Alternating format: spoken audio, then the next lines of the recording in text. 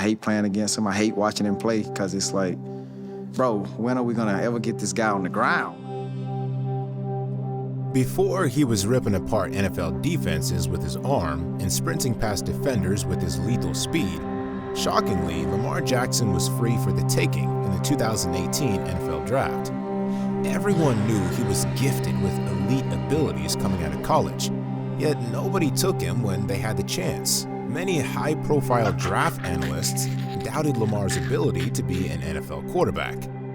Even though Lamar was the Heisman Trophy winner in 2016 and put up insane video game-like numbers at Louisville, most NFL front offices only viewed him as a receiver. Except for the one man who gets all the credit for ending Lamar's fall in the draft, his name, Ozzie Newsome. As you'll see in the video, there are many reasons why the Ravens are a premier organization in the NFL, and Ozzie Newsome has much to do with it. The same guy who built Baltimore's first Super Bowl winning team back in 2000 and second Super Bowl winning team in 2012. Ozzie Newsome's first draft class in charge landed Baltimore Hall of Fame players Jonathan Ogden and Ray Lewis.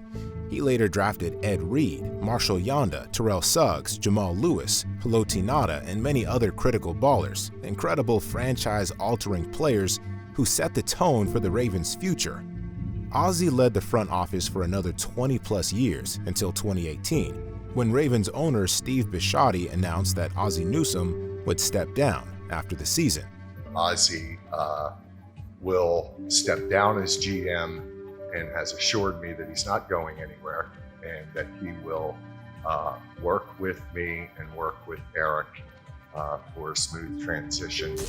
An assistant general manager, Eric DaCosta, would take over as the team's new GM. But Ozzie had one last draft to work his magic. The class that Lamar Jackson was drafted into and will forever be known as the headliner. Ironically though, Lamar wasn't the first player the Ravens took. Baltimore ultimately possessed 2 first-round selections in 2018. The first was South Carolina tight end Hayden Hurst, who was chosen with the 25th pick. Once Hurst was drafted, Ozzie Newsome quickly worked the phones to trade back into the first round. He finally made a deal with the Eagles and secured his final first-round pick to conclude his career as the Ravens' general manager. Ozzie and the Ravens made a significant move to trade up 20 spots in the draft to select the former Heisman Trophy winner. All they had to give up was a second-round pick from 2019 and a fourth-round pick they obtained through another trade. It was essential for Baltimore to secure Lamar in the first round because he would be eligible for a team-friendly fifth-year option, a luxury that second-round picks do not receive. This allowed the Ravens the flexibility to avoid rushing Lamar into the starting job. Real quick, if you notice any missing points or areas we can improve in the video, let me know. Your constructive feedback helps us get better as a channel. Which brings us to the next point. All the great teams and general managers prepare proactively to set their teams up and stay ahead of the curve. Think Bill Walsh when he handled Joe Montana and Steve Young, or the Packers transitioning from Brett Favre to Aaron Rodgers to Jordan Love. It's not an easy thing to do, but the best front offices figure it out. Ozzie and the Ravens were a tough team in the AFC, but they wanted to fly up another level. They already had a Super Bowl winning quarterback on their roster in Joe Flacco, and though they were tough to play against, their season records after the Super Bowl were flatlining. As you would expect, Flacco wasn't thrilled with the news of a new quarterback in town, but the writing was on the wall. Flacco was no Trent Dilfer, and he wasn't Tom Brady or Peyton Manning either.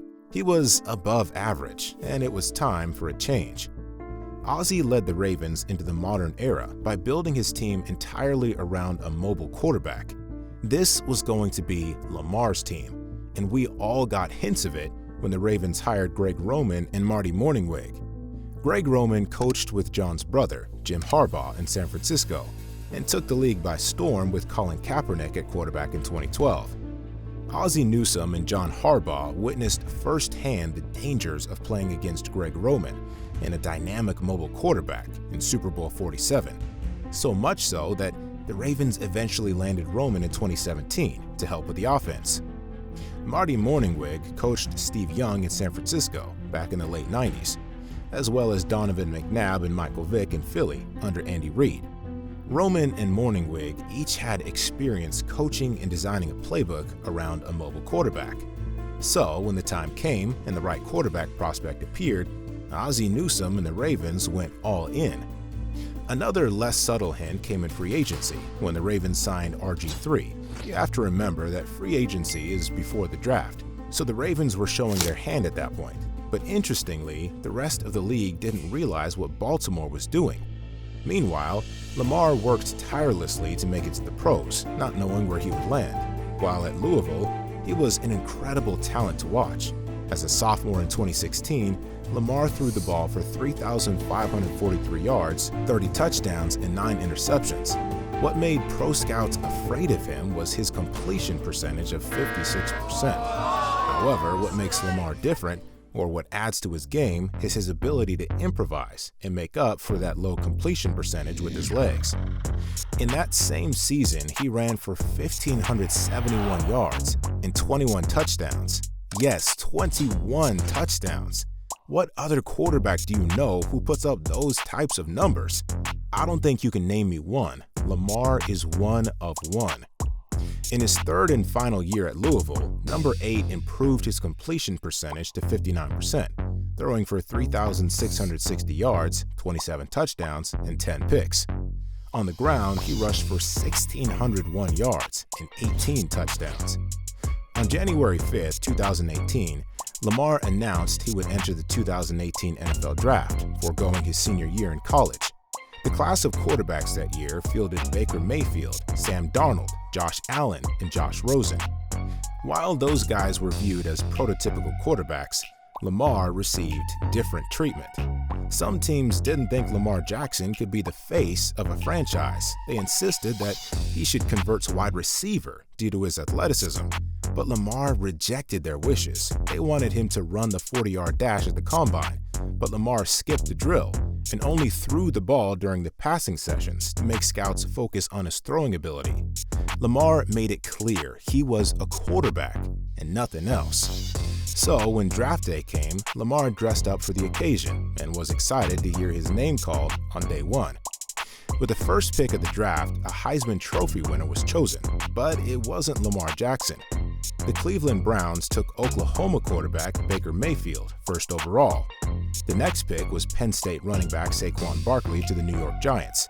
The next quarterback off the board was taken third by the New York Jets, USC quarterback Sam Darnold.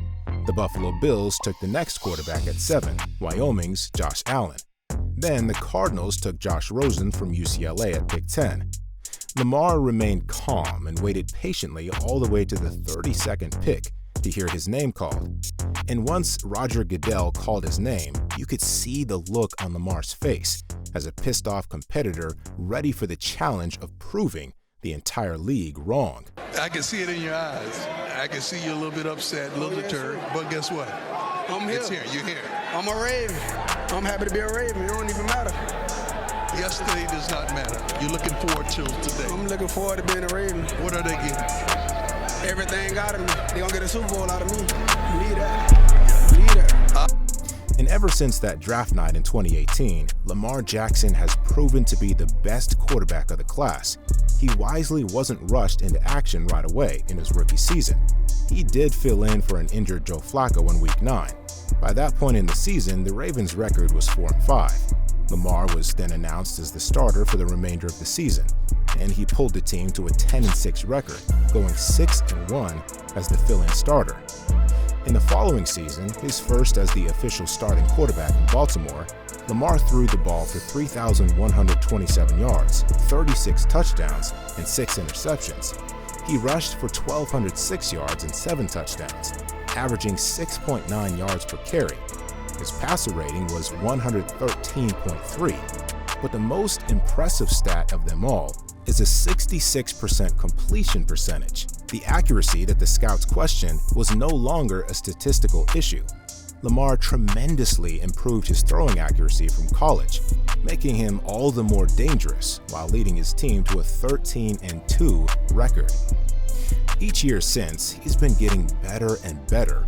He's won the Most Valuable Player award multiple times. He's been a first-team All-Pro multiple times. He's the only quarterback in NFL history to rush over 1,000 yards in multiple seasons. He's the first quarterback to pass for 3,000 yards and rush over 1,000 in a single season. The list of records and accomplishments goes on and on. We're still waiting on that promise from Lamar, which happens to be the only knock on his career so far. He hasn't won a Super Bowl, but every year he's played, he's given Baltimore hope and a chance to get there. Josh Allen is a key player in the debate over who is the best quarterback from the 2018 draft class. However, I believe it's safe to say that Ozzie Newsome is pleased with his choice, as Lamar Jackson stands out as the best player in the entire class. After the 2018 draft concluded, everyone in the Ravens front office gave Ozzie a well-deserved standing ovation. It's crazy that the NFL didn't see it coming. The Ravens were gearing up the whole time to take Lamar Jackson. The man who found him didn't need to, because Lamar was no secret. He just needed a franchise to believe in him, and the Ravens did. John Harbaugh hired 2 offensive assistants in preparation for possibly taking Lamar, and credit to the Ravens, from Ozzie to Coach Harbaugh, for having a plan and executing it to perfection. Now, all that awaits is a Lombardi trophy, and the window for Baltimore is wide open. The Ravens have a rich history of drafting talent, and it's all because of Ozzie. Ozzie Newsome earned his first Super Bowl ring when the Ravens defeated the New York Giants 34-7 in Super Bowl 35 in 2001, and a second ring after the Ravens defeated the San Francisco 49ers in Super Bowl 47, 34-31 in 2013. His career speaks for itself, from his very first picks to his last ones.